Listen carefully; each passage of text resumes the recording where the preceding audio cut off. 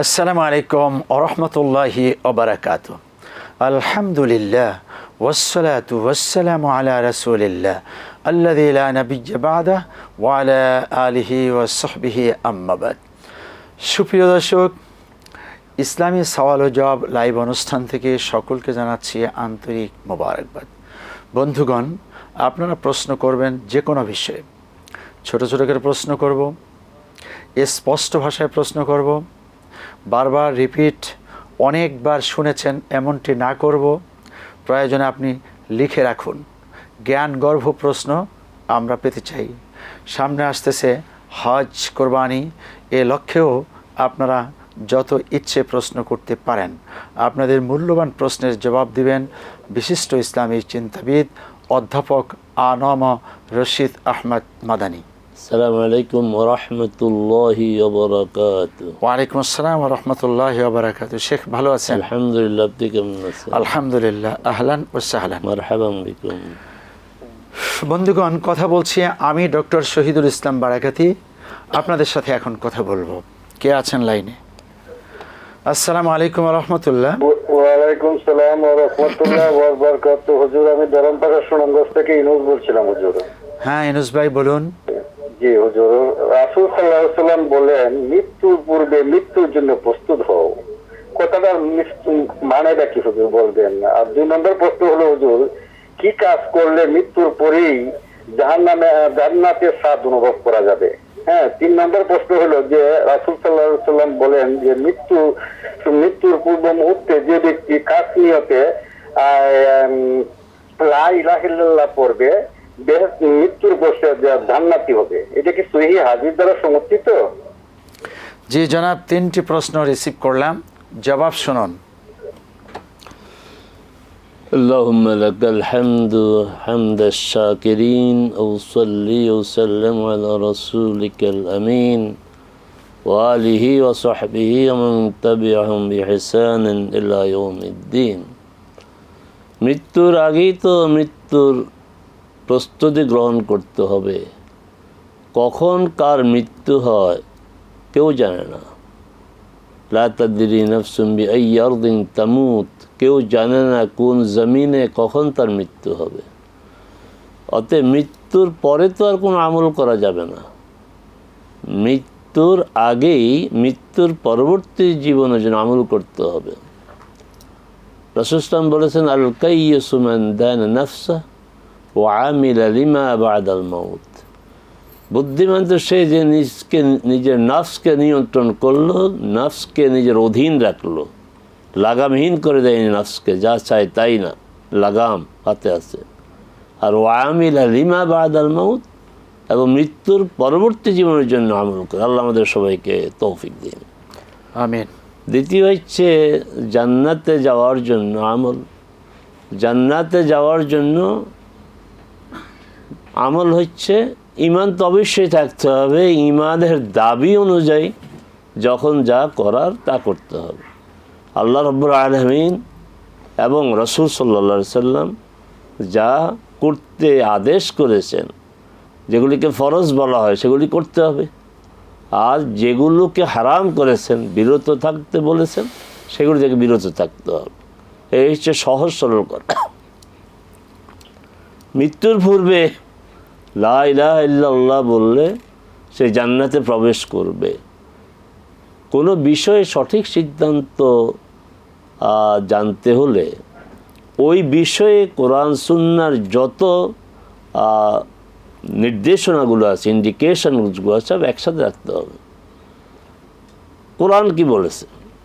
ইন্নাল্লাযীনা ক্বালু রাব্বুনাল্লাহ সুম্মা ইসতাকামু তাতানাজ্জালু আলাইহিমুল মালায়েকা।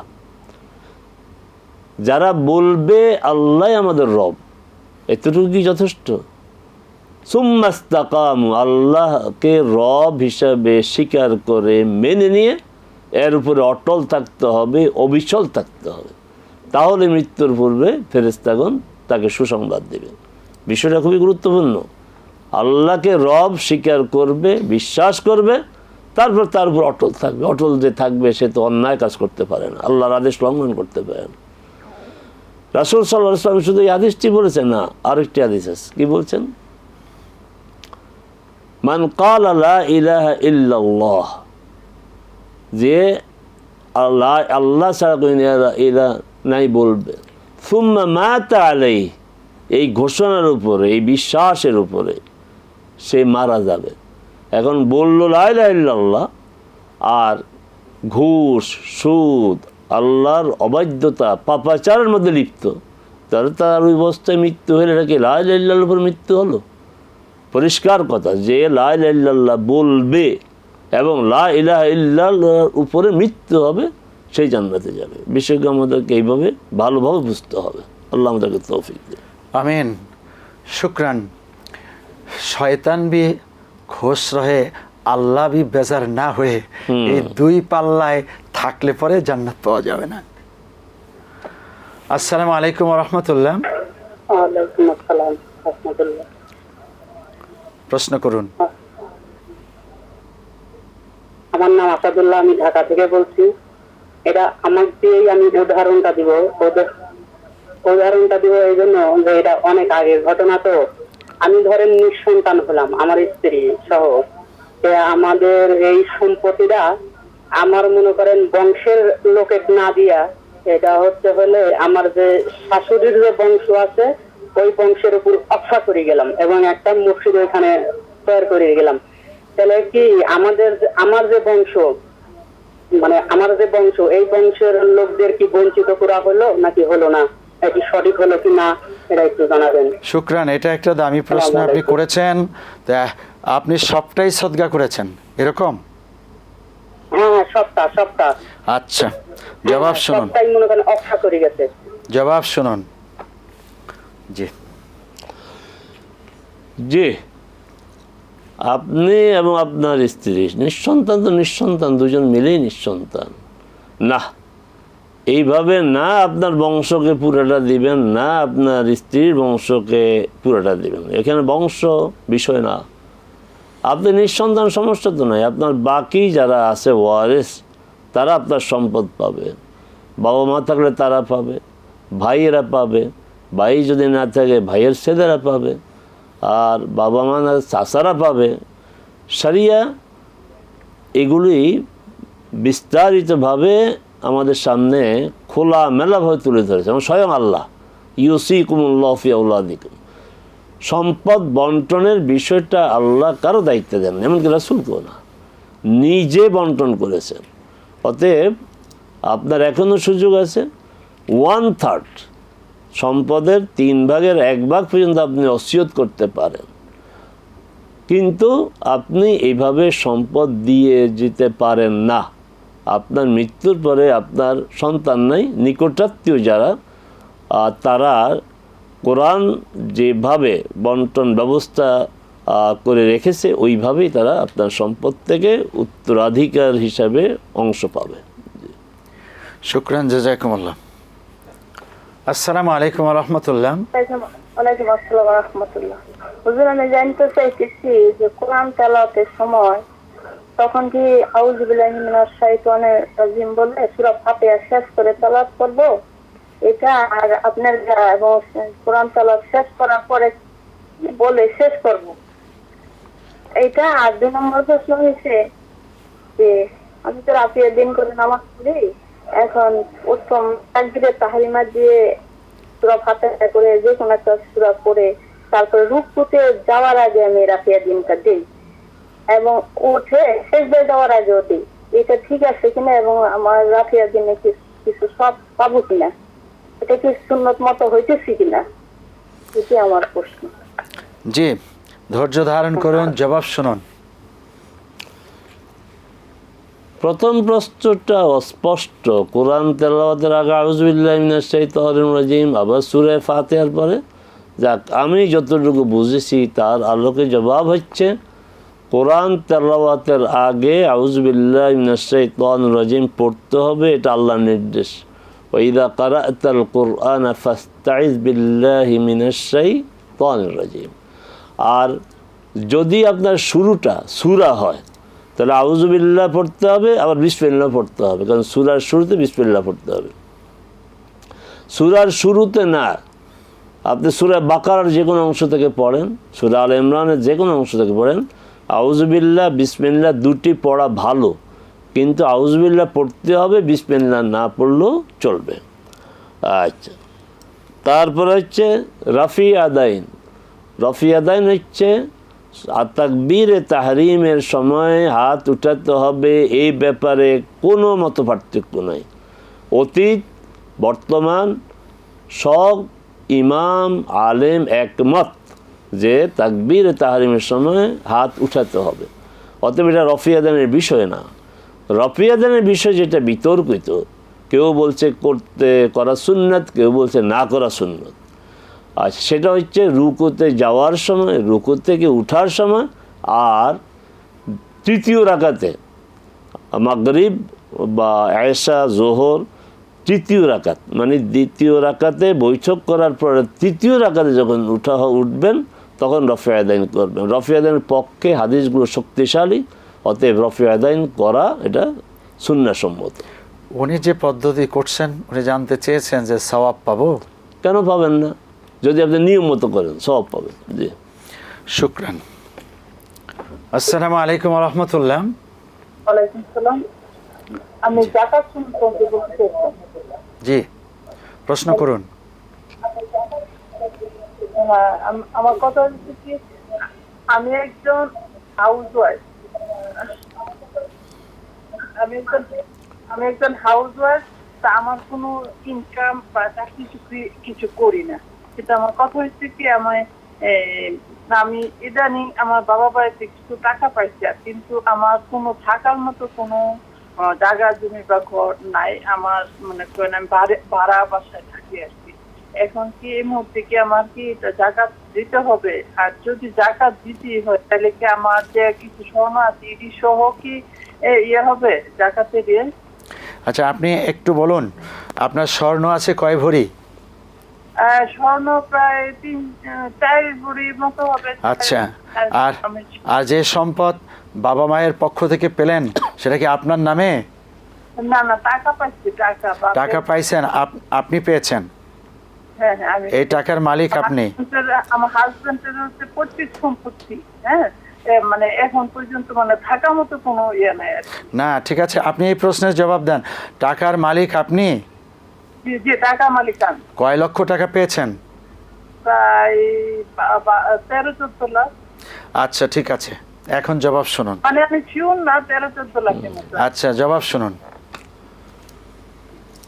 যেমনটি বললেন, আপনার কাছে যে অর্থ সম্পদ আছে এটা নেশাব পরিমাণ, জাকাত দিতে হবে 1 বছর অতিক্রম হওয়ার পরে। আপনি পেয়েছেন, কখন পেয়েছেন এটা বলেন নাই। যদি 1 বছর হয়ে যায় তাহলে জাকাত আপনাকে দিতে হবে। আপনার বাড়ি নাই, ঘর নাই, এর সাথে জাকাতের কোনো সম্পর্ক নাই। আপনি ঠিক আছে এই টাকা দিয়ে আপনি জায়গা কিনেন, এই টাকা দিয়ে বাড়ি করেন, তাহলে আপনার কাছে জাকাত যোগ্য অর্থ থাকবে না, জাকাত দিতে হবে না। কিন্তু যতদিন আপনার কাছে এই নগদ অর্থ থাকবে আপনাকে জাকাত দিতে হবে। শুকরান। আসসালামু আলাইকুম ওয়া রাহমাতুল্লাহ। ওয়ালাইকুম সালাম ওয়া রাহমাতুল্লাহি ওয়া বারাকাতুহু। আমি মামুন বলছি নওগাঁ থেকে। জি, প্রশ্ন।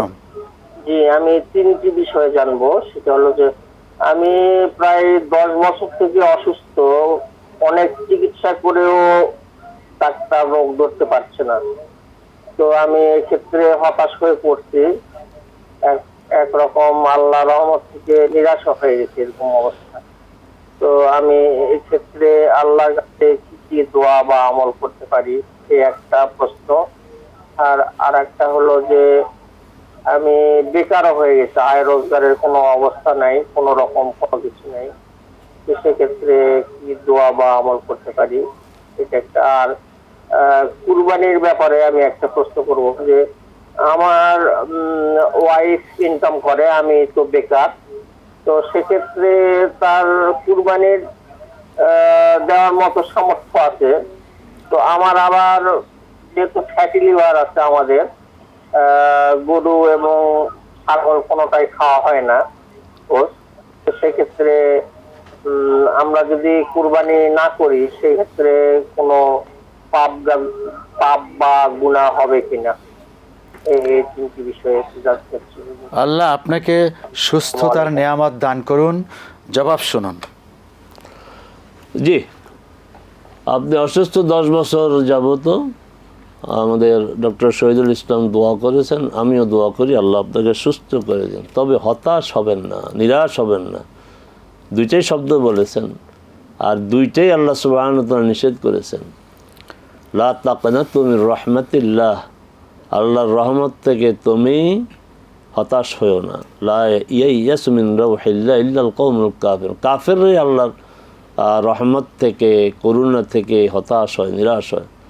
মনে সাহস রাখেন, এটা তো পরীক্ষা। নবী রাসূলগণকে আল্লাহ পরীক্ষা করেছেন। আইয়ুব আলাইহিস সালাম দীর্ঘ সময় তিনি অসুস্থ ছিলেন, কখনো তিনি ধৈর্য হারাননি। এই অসুস্থতার মধ্যে যদি আপনি ধৈর্য ধারণ করেন, আপনি প্রতিটি মুহূর্ত আপনার আমলনামায় নেক লেখা হবে। করণীয় কি? রাসূল সাল্লাল্লাহু আলাইহি সাল্লাম একটি মেডিসিন শিখিয়ে গেছেন, সেটা হচ্ছে খাওয়ার মেডিসিন না, লাগানোর মেডিসিন না, সেটা হচ্ছে বেশি বেশি করে ইস্তেগফার পড়া। মান লাজিমাল ইস্তেগফারা জাআলাল্লাহু লাহু মিন কুল্লি দীকিম মাখরাজা ওয়া মিন কুল্লি হাম্মিন ফারাজা ওয়া রাযাকাহু মিন হাইসু লা ইয়াহতাসিব। আর 3টা আপনার প্রয়োজন, যে সর্বক্ষণ ইস্তেগফার করবে, উঠতে বসতে, ঘুমে শুয়ে, কাজের ফাঁকে ফাঁকে, আল্লাহ তাকে সংকট থেকে বের হওয়ার পথ করে দিবেন। আপনার এখন সংকট চলছে, এরপর দুশ্চিন্তা মুক্ত করে দিবেন, আপনি দুশ্চিন্তাগ্রস্ত। ওয়ারাযাকাহু মিন হাইসু লা ইয়াহতাসিব, এমন উৎস থেকে আল্লাহ জীবিকা দিবেন সে কল্পনাও করতে পারেন। আপনার এখন বলছেন যে আয় রোজগার নেই, তাহলে আপনি বেশি বেশি করে ইস্তেগফার পড়েন। কোরবানি একটি প্রসঙ্গ আপনি বোধহয় বলেছেন যে গোশত খেতে পারে না নাকি, এই জাতীয়। হ্যাঁ, গোশত মানে ফ্যাটি লিভার আছে। আপনি গোশত খেতে পারেন না পারেন, এটার সাথে কোরবানির সম্পর্ক নেই। কোরবানি ইবাদত, এই কোরবানি দিতে হবে। আপনার ওয়াইফের ইনকাম আছে, আপনি নিজেই বলেছেন যে কোরবানি করার মতো সক্ষমতা আপনার না থাকলেও আপনার ওয়াইফের আছে। আপনার ওয়াইফ তো এই ফ্যামিলির সদস্য। আর রাসূল সাল্লাল্লাহু আলাইহি ওয়াসাল্লাম বলছেন এক পরিবার থেকে একটি প্রাণী কোরবানি দেওয়া। অতএব কোরবানি দিবেন। আপনারা এই গোশত খেতে পারেন না পারেন, এর সাথে কোরবানির সম্পর্ক নেই। আমিন। আসসালামু আলাইকুম ওয়া রাহমাতুল্লাহ।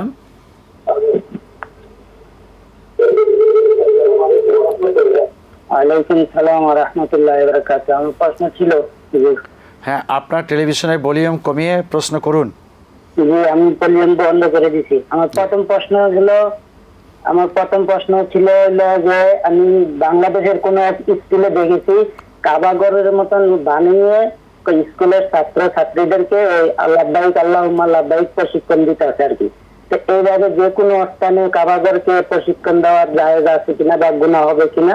এটা দ্বিতীয় প্রশ্ন হলো, আমি ফেসবুকে যতবার কাবা শরীফের ছবি দেখি ততবার আমি চুমা দেখি, এতে কি আমার কোনো গুনাহ হবে বা দেওয়া জায়েজ হবে কিনা বা আছে কিনা?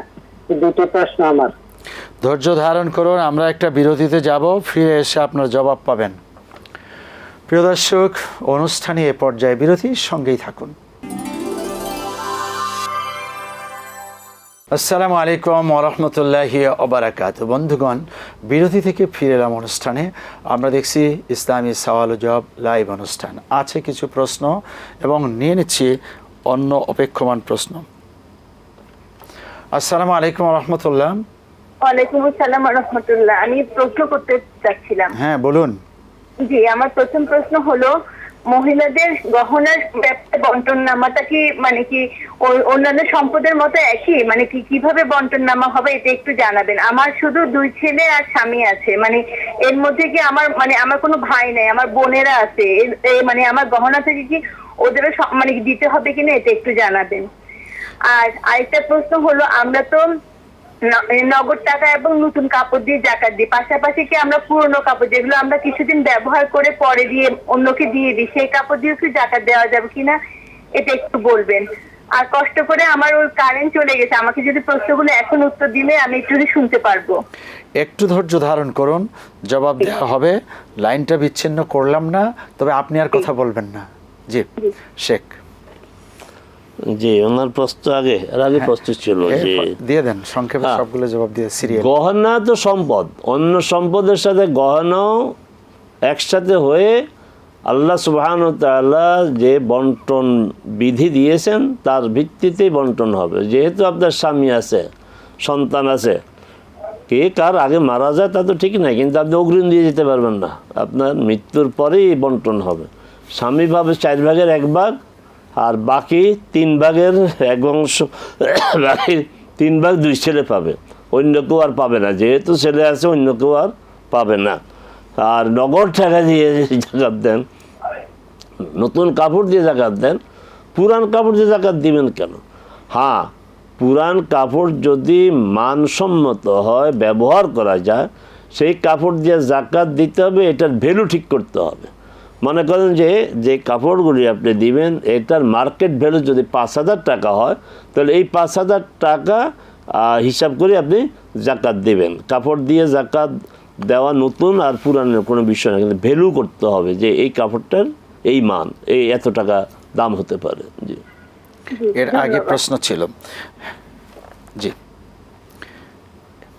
এর আগে প্রশ্ন ছিল, কাবা ঘর বানিয়ে ছাত্রদেরকে লাভবাহিক যে প্রশিক্ষণ দেয়, এটা শুধু স্কুলের বিষয় না। এই যে আমাদের দেশ থেকে যারা হাজি যান, বিভিন্ন হজ এজেন্সি তাদেরকে খেদমত দেন, সেবা দেন, তারা যে কাবার একটা ডামি বানিয়ে তাওয়াফটা শিখায় যে এখান থেকে শুরু, এইভাবে তাওয়াফ করতে হবে, তাহলে এটা নাজায়েজ নয়।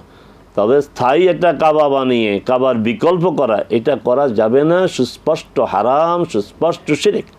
আবারও বলছে, ডামি বানিয়ে প্রশিক্ষণের জন্য এটা করা যাবে, এটা নাজায়েজ নয়। কাবা ঘরে ছবিতে চুমু দেওয়া, এটা আপনার আবেগের ব্যাপার, এটা শরীয়তের কোনো বিষয় না, এতে সওয়াব হবে না, পরিষ্কার কথা সওয়াব হবে না। এমনটি সবসময় চললে কি বিদআত? আর যদি আপনার এটাকে সওয়াবের কাজ মনে করে অতি ভক্তির সাথে করেন, আজ থেকে বাদ দেন, এটা সুস্পষ্ট বেদাত, আর বেদাত মানে গুমরাহি। শুকরান। আসসালামু আলাইকুম ওয়া রাহমাতুল্লাহ। ওয়ালাইকুম আসসালাম ওয়া রাহমাতুল্লাহ। হুজুর বলতে চাচ্ছি যে কুরবানি প্রসঙ্গে। বলুন। ওয়ালাইকুম আসসালাম ওয়া রাহমাতুল্লাহ। হুজুর কুরবানি প্রসঙ্গে, যে আমার স্বামী থাকে বাইরে, এখন সে টাকা দিবে, আমরা দেশে কুরবানি করবে। এখন কুরবানি সাত দেখা গেলে ওই যে দাড়ি গোপ এগুলো কাটতে হয় না, এখন কি সে ওখান থেকে এটা পালন করবে? আর কোনো প্রশ্ন? আর একটা প্রশ্ন হলো যে কুরবানির দিনে কুরবানির মাংস দিয়ে ওই অর্ধবেলা পর্যন্ত রোজা রেখে কুরবানির মাংস দিয়ে ইফতার করছে, এখন এইটা কে পালন করবে? আমার হাজবেন্ডের পক্ষ থেকে যদি কুরবানি করা হয়, তাহলে সে তো বাইরে থাকে, তাহলে এটা কি আমি করব নাকি কেউ করবে না? আর কোনো প্রশ্ন? জবাব শুনুন। জি, স্বামী দেশের বাইরে থাকে, তার টাকায় দেশে কোরবানি দিবেন, হ্যাঁ দেওয়া যাবে, কোনো সমস্যা নেই, নিজের দেশে কোরবানি দিবেন।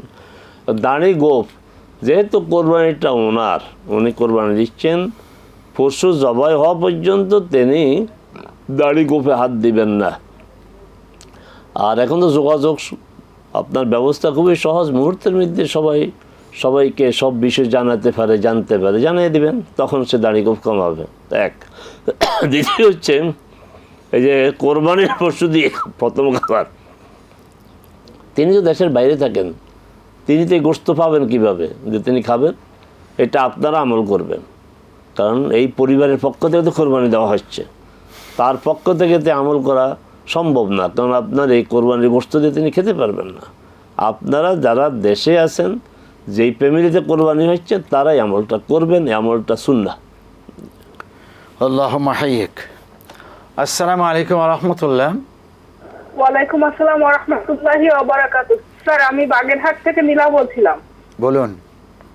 জি স্যার, আমার প্রশ্ন হলো যে আমার একজন পরিচিত আছেন, যিনি মানে কোনো কাজ করে না, মানে মনে করেন যে ছোট কাজ করলে মান সম্মান চলে যাবে। সে একজন মানে তার বাবা ব্যাংকের অফিসার ছিল, যার কারণে সে আত্মসম্মান বোধের কারণে আমি একজন অফিসারের ছেলে হয়ে ছোটখাটো কাজ করবো, এরকম করলে আমার সম্মান চলে যাবে, এরকম চিন্তাধারা থেকে সে কোনো কাজ করে না। এই কাজ করে না দেখে তার অবস্থার উন্নতি হয় না, তার আর্থিক অবস্থার উন্নতি হয় না।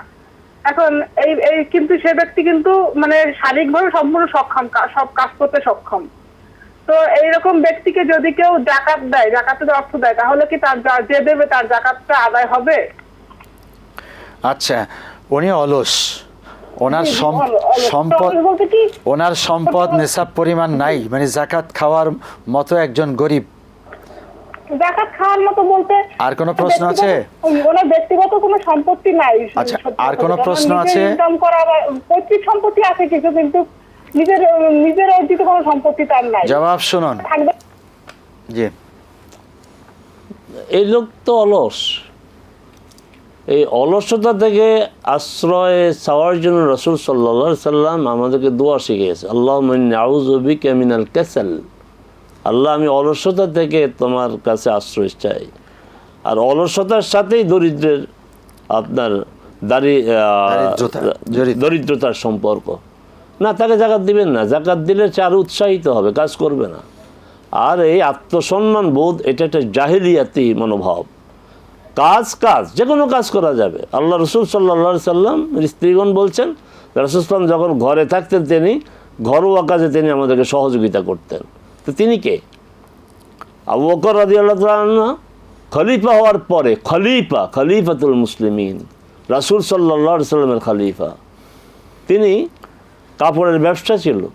এই খলিফা হওয়ার পর তিনি এই কাপড়ের গাঁট নিয়ে, আমরা গ্রামের বাজারে কাপড়ের গাঁট নিয়ে কাপড় ব্যবসায়ীরা বাজারে আসে, তারপরে আবার বিক্রি করে আবার নিয়ে যায়, এই ব্যবসা তার ছিল। ওমর রাদিয়াল্লাহু তাআলা তাকে বাধা দিলেন যে আপনি কোথায় যাচ্ছেন? বললেন যে আমি যদি এই ব্যবসা না করি তাহলে আমার পরিবার চলবে কীভাবে? আর ওমর রাদিয়াল্লাহু তাআলার প্রশ্ন হচ্ছে, আপনি যদি ব্যবসা চালিয়ে যান খেলাফত চলবে কীভাবে? সবাই নিয়ে পরামর্শ করে তার জন্য ভাতা ঠিক করা হল। তো আমরা কারা? যে কোনো কাজেই মর্যাদার কাজ মানে আর রাসূল সাল্লাল্লাহু আলাইহি ওয়াসাল্লাম কি বলছেন? উত্তম অর্জন হচ্ছে নিজের হাতের উপার্জন। তো নিজের হাতের উপার্জনকে রাসূল সাল্লাল্লাহু আলাইহি ওয়াসাল্লাম উত্তম উপার্জন বলেছেন। অতএব তাকে বলেন এই সমস্ত এই মানে আত্মমর্যাদা এগুলি একটা শয়তানি ওয়াসওয়াসা। এই মর্যাদা পরিহার করে সে যুক্তিসঙ্গতভাবে ভদ্রজনিতভাবে ভদ্র উপায়ে সে কাজ করে। এখন এই আত্মসম্মানের জন্য সে কাজ করে না, অথচ মানুষের কাছ থেকে সহযোগিতা নেয়, তখন আত্মসম্মান তাকে বাধা দেয় না। এটা বিচিত্র ধরনের আত্মমর্যাদা বোধ। আল্লাহুম্মা হাইয়িক। আসসালামু আলাইকুম ওয়া রাহমাতুল্লাহ। ওয়ালাইকুম আসসালাম ওয়া রাহমাতুল্লাহ। হুজুর, 2 বছর হলো আমার ছেলেকে আমি মাদ্রাসায় দিয়েছি, বুঝছেন? আমার ছেলে 2 বছর ধরে ভালোই আমি পড়াচ্ছিলাম, ও 1 থেকে 3 এর মধ্যে রেজাল্ট করে। এইবারও বোর্ড পরীক্ষায় হচ্ছে ফার্স্ট হয়েছে, হেফজে উঠেছে, এবার রোজার আগে হেফজে গেছে। এখন এই ভালোই পড়তেছিল, এই 10-12 দিন হলো আমার ছেলে হঠাৎ করে আর মাদ্রাসায় যাচ্ছে না, আমি যাওয়াতে পারছি না। হুজুররাও বাসায় আসতেছে, ছাত্রদের পাঠাচ্ছে, সবাই ওকে এত বোঝানো হচ্ছে, ও মানে একই কথা, আমি আর মাদ্রাসায় পড়বো না। আমি এখন কি করণীয়, আমি কি করব? আপনার আর কোনো প্রশ্ন আছে? জবাব শুনুন। আপনি দোয়া করবেন, তাকে বুঝাবেন, এই ছাড়া আর আমরা এখান থেকে কি বলবো? অন্য কোনো ব্যাপার আছে কিনা, হুজুরেরা মারধর করেছে, কোনো ভয় পেয়েছে কিনা, এগুলি দেখতে হবে। এগুলা একটু খোঁজ খবর নিয়ে সমাধানের চেষ্টা করুন। দুঃখিত।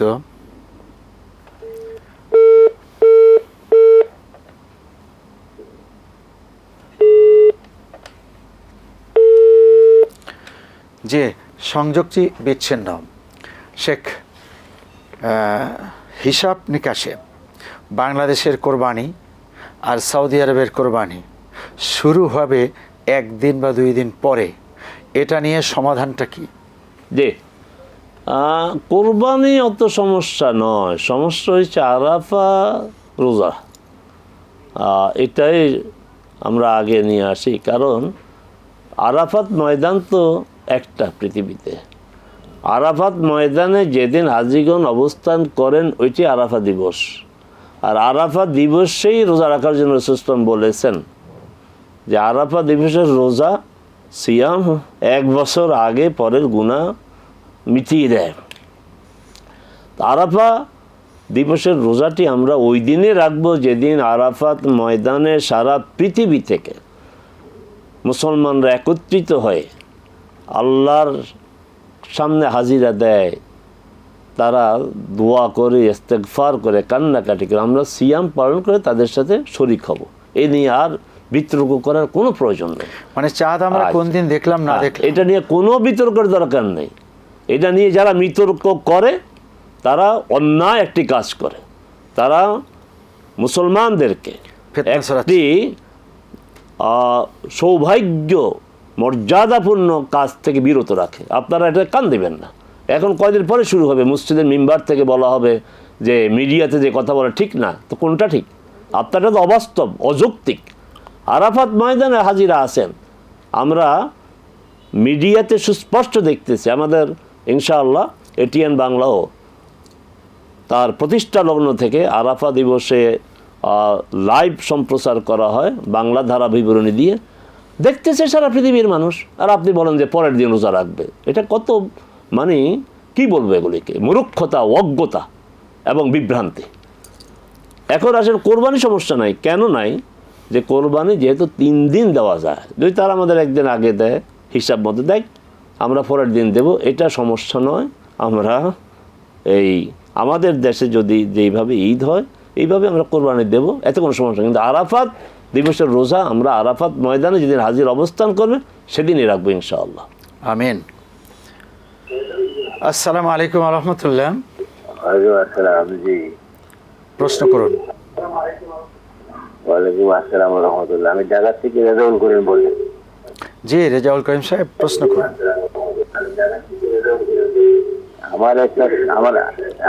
আমার একটা সমস্যা, সেই সমস্যাটা হলো শারীরিকভাবে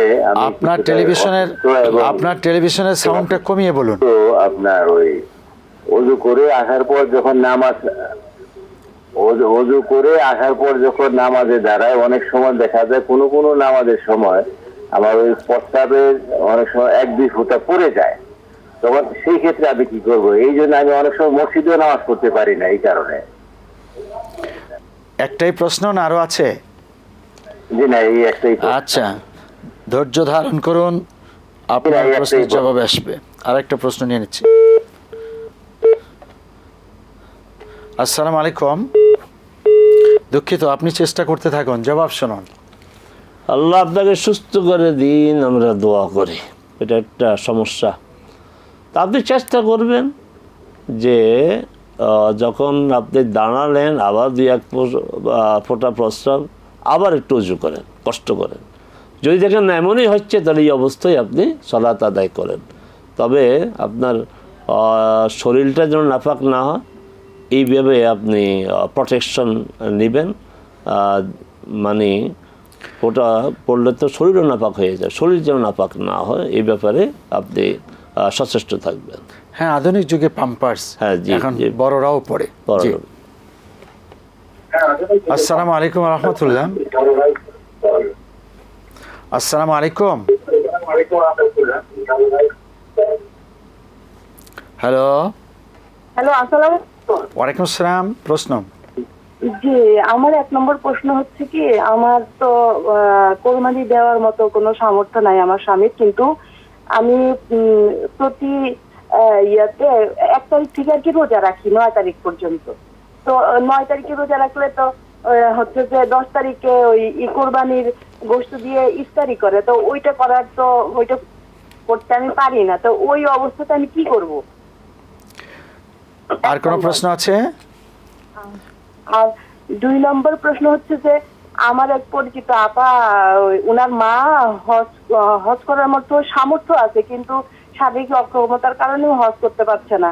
তো উনি চাচ্ছে ওনার ছেলের বউকে দিয়ে হজ করাইতে। তো ওনার ছেলের বউকে দিয়ে কি হজ করাতে পারবে উনি? আর কোন প্রশ্ন? জি, আরেকটা প্রশ্ন হচ্ছে যে গত 2 দিন আগে আমাদের সাহেব বলছিল যে ওই সূরা ফালাক মানে 3 কুল পড়ে আর কি সকাল সন্ধ্যা যে দম করতে হয় শরীরে। এখন আমরা কি ওই যে সূরা ইখলাস একবার, সূরা ফালাক একবার, সূরা নাস একবার পড়ে ফু দিয়ে আর পুরো শরীর মাসে করব, এরকম করে করে কি 3 বার করব, না কুল হুয়াল্লাহ সূরা 3 বার পড়ব, ফালাক 3 বার পড়ব, নাস 3 বার পড়ে ফু দিয়ে মাসে করব, একবার মাসে করব? এইটা যদি। জি, আপনার 3টি প্রশ্ন রিসিভ করেছি, এবার জবাব শুনুন। 2 দিন আগে কোনো শায়েখ প্রশ্নের জবাব দেয়, গতকাল হতে পারে আর না এর আগে। জি, কোরবানি দেওয়ার সামর্থ্য নেই, তাকে কি করতে হবে? যে ঈদের দিন কোরবানির গোশত দিয়ে প্রথম খাবার, তিনি তো কোরবানি দিচ্ছেন না, তো তার জন্য এটা প্রযোজ্য নয়। আর আরেকটি বিষয় আমরা বারবার বলছি যে আপনি 9 দিন রোজা সিয়াম রাখেন, ভালো কাজ, কিন্তু এই যে আপনি জানিয়ে দিলেন সবাইকে, তাহলে সমস্যা না? কোনো এবাদত মানুষকে জানান দেওয়া যাবে না, এবাদত করতে হবে আল্লাহর জন্য গোপনে। এই কাজটি আর করবেন না। আর অন্যায়কেও প্রকাশ করা যাবে না, অন্যায় অপরাধ প্রকাশ করা যাবে না, নেক কাজও প্রকাশ করা যাবে না, এতে সওয়াব নষ্ট হয়ে যায়। আর হজের সামর্থ্য আছে আর্থিক, শারীরিকভাবে নেই, তার উপর হজ ফরজ। দুইটা বিষয় খেয়াল রাখতে হবে। আর্থিক সামর্থ্য আছে, শারীরিক সামর্থ্য আছে, সে নিজে হজ করবে, তার জন্য নিজে গিয়ে হজ করা ফরজ।